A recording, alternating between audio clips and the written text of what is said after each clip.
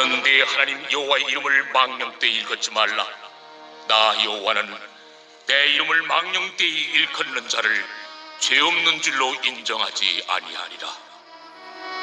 내 하나님 여호와가 내게 명령한 대로 안식일을 지켜 거룩하게 하라.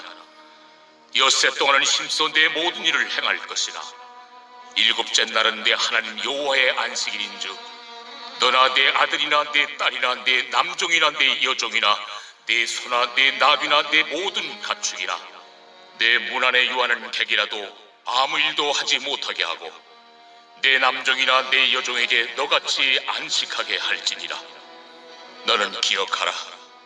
네가 애굽 땅에서 종이 되었더니 네 하나님 여호와가 강한 손과 편팔로 거기서 너를 인도하여 내었나니 그러므로 네 하나님 여호와가 네게 명령하여 안식일을 지키라 하느니라. 오늘은 10계명 중에 3계명과 4계명을 살펴보도록 하겠습니다. 제3계명인 여호와의 이름을 망령되이 일컫지 말라라는 계명은 하나님의 이름을 함부로 사용해서는 안 된다라는 명령입니다.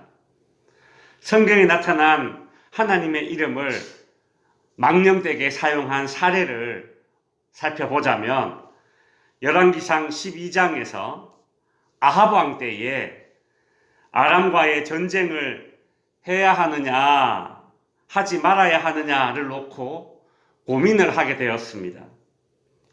그때 거짓 선지자였던 시드기야가 참 선지자였던 미가야와 이 대결을 하게 됩니다.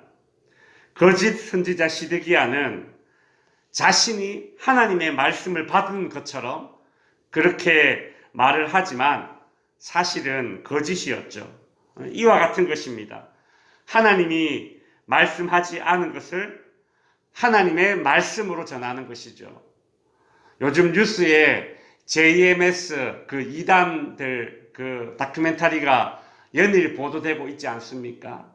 뭐 내가 하나님이다, 내가 신이다, 뭐 하나님이 내게 이런 말씀을 하셨다, 뭐 이렇게 이야기하는 것들 말이죠. 하나님이 말씀하지 않은 것을 하나님이 말씀한 것처럼 성경이 이야기한 것을 자기에게 이야기한 것이다. 그렇게 이야기해서 상대방을 현혹시킵니다. 사람들 사이에서도 상대방이 하지 않은 말을 상대방이 이렇게 말하더라 라고 거짓말하게 되면 어떻게 됩니까? 상대방에 대한 모독이고 명예를 훼손해서 고발당하게 됩니다. 하나님은 자신이 하지 않은 말을 자신의 이름을 걸고 전하는 이런 거짓 선지자, 이단들의 그런 행동을 결코 가볍게 여기지 않으십니다. 예레미야 5장 4절에 보면 그들이 여호와의 사심으로 맹세할지라도 실상은 거짓 맹세니라고 말씀하고 있습니다. 이 이스라엘 백성들 사이에 거짓말을 하면서 상대방이 자신의 거짓말을 믿게 만들기 위해서 하나님의 이름을 가져와서 자신의 거짓말을 하는 그런 경우가 있었습니다.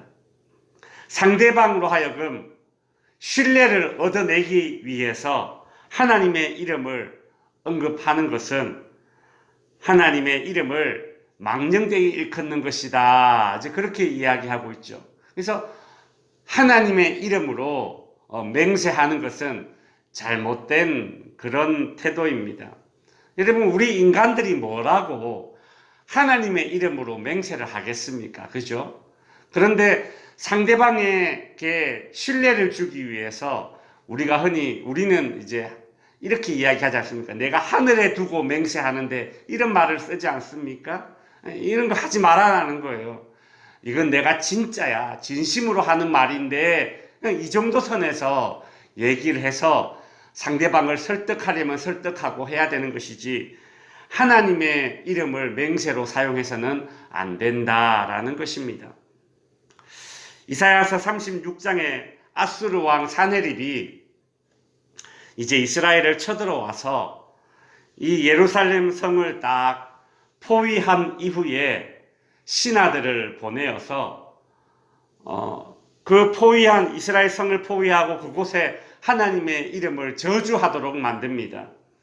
왜 그렇게 하느냐 하면 그 상대방의 사기를 떨어뜨리기 위해서입니다. 그래서 하나님의 이름으로 저주를 하거나 하나님을 무능한 신이다라고 조롱하고 있는 그런 장면이 이제 나오죠. 이것 또한 하나님의 이름을 망령되이 일컫는 것입니다.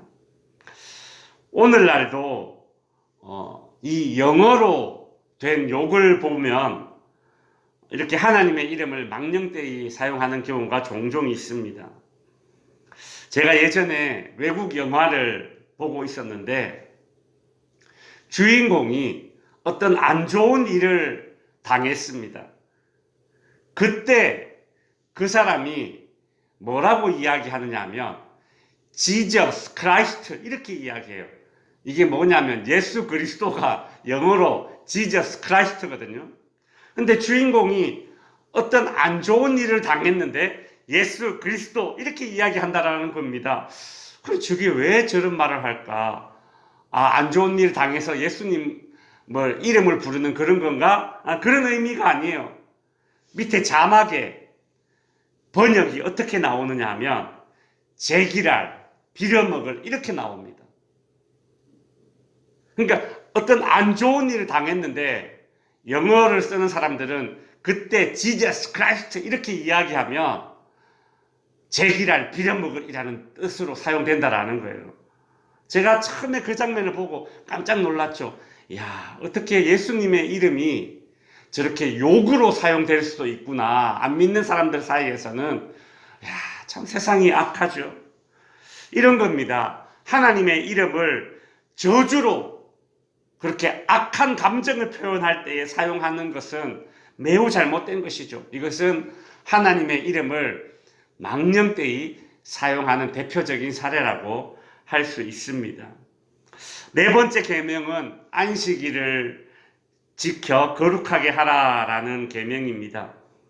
신명기는 이스라엘 백성들이 왜 안식일을 지켜야 하는가 그 이유를 출애굽 사건에서 찾고 있습니다. 오늘 본문 15절에 보시면 너는 기억하라 네가 애굽 땅에서 종이 되었더니 네 하나님 여호와가 강한 손과 편팔로 거기서 너를 인도하여 내었나니 그러므로 네 하나님 여호와가 네게 명령하여 안식일을 지키라 하느니라.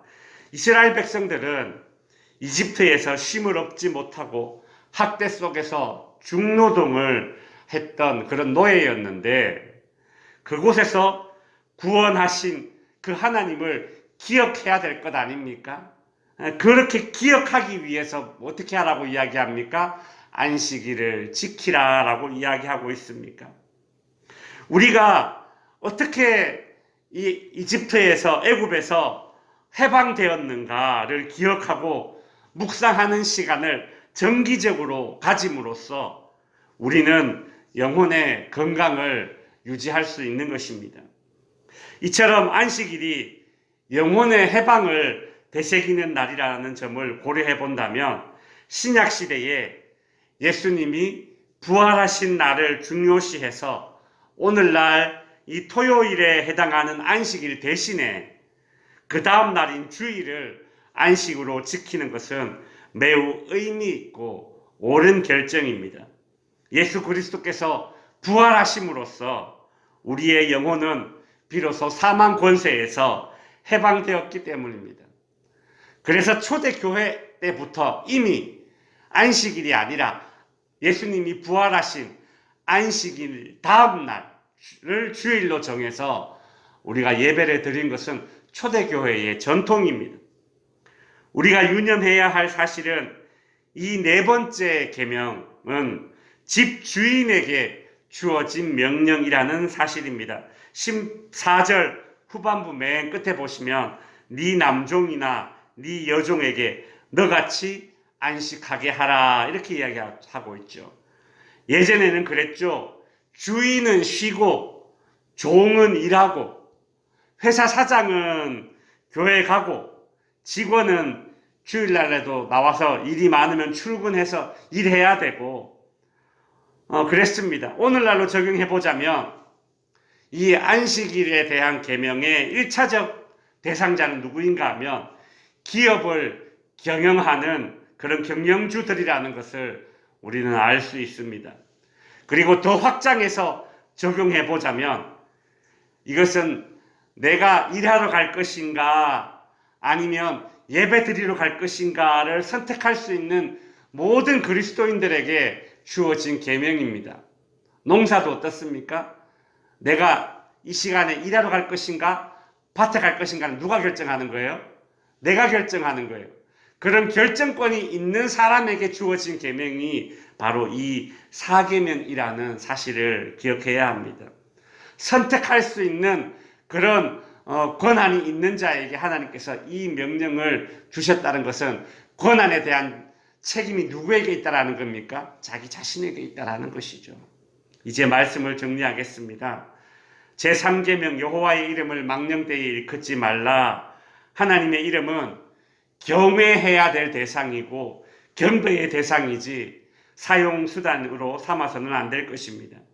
우리는 세상 속에서 하나님의 이름이 더럽혀지지 않도록 살아야 하고 하나님의 이름에 합당한 그런 삶을 살도록 부름받은 성도라는 사실을 꼭 기억해야 합니다. 사계명 안식일을 기억하여 거룩하게 지키라.